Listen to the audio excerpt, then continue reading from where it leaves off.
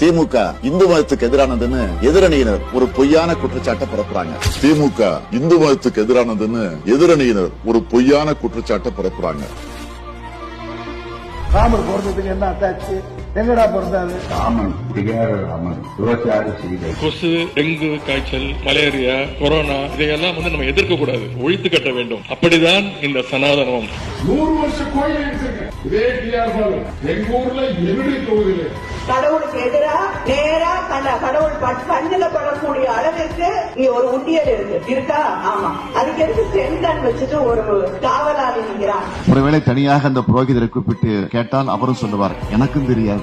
ஆனால் அதனுடைய உள் அர்த்தத்தை கொஞ்சம் நினைச்சு பாத்தீங்கன்னா நம்முடைய உடம்பெல்லாம் நடுங்கும். அவ்வளவு கேவலமான வகையிலே அந்த மந்திரங்கள் இருக்கும். இப்படி கட்டியிருந்தா, கும்பா கட்டியிருந்தா அது மசூதி, உயரமா கட்டியிருந்தா அது தேவாலயம், நிறைய அசிங்கமான பொம்மைகள் எல்லாம் இருந்தால் அது கோவில்.